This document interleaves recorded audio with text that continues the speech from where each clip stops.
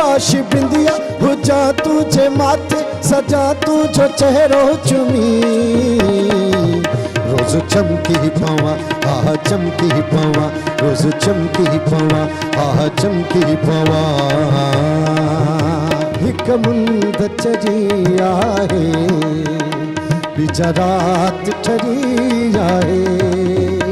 हम तेरे शहर में आए हैं मुसाफिर की तरह।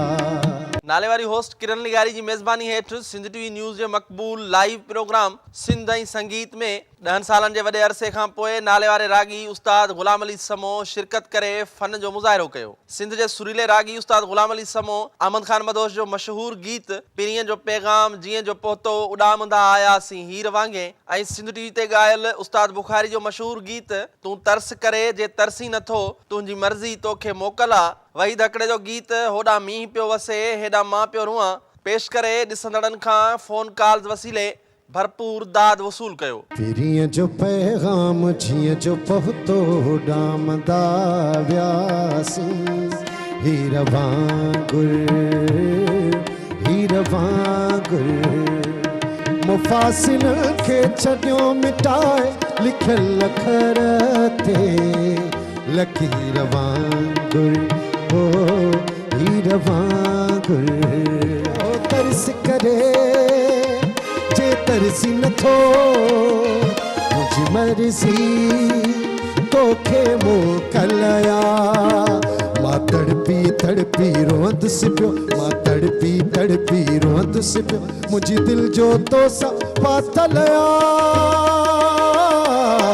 होॾा मींहुं पियो वसे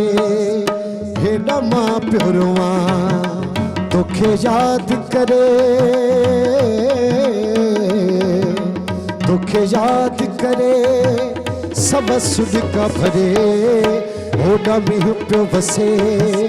हेॾा मां पियो रोआं होॾा मींहुं पियो वसे हेॾा मां पियो रोआं। प्रोग्राम बाद सिंध टीवी न्यूज़ सां ॻाल्हाईंदे उस्ताद ग़ुलाम अली समो जो चवणु हो त 10 सालनि जे वॾे अरसे बाद सिंध टीवी ते आयो आहे सिंध ऐं संगीत प्रोग्राम जी सॼी टीम जस लहणे। हिते मुंहिंजो अचणु ईअं सम्झो त 10 सालनि खां पोइ न पर जॾहिं ही आयो त उन वक़्तु बि मां हुयुसि हाणे बि मां आहियां मौजूदु आहियां। प्रोग्राम में ॾाढो मज़ो आयो असांखे बि जेको उन्हनि प्यारु ॾिनो उहो असां पंहिंजो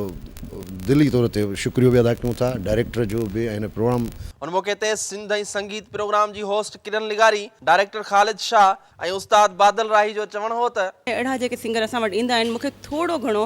चवंदा आहिनि न राग जी जेका आहे ख़बर पइजी वेंदी आहे त थैंक यू सो मच तव्हांजी महिरबानी आहे ख़ालिद भाउ जी महिरबानी। 12 सालनि खां पोइ मां खान साहिब खे मिंथ कई उहो मुंहिंजे चवण ते आयो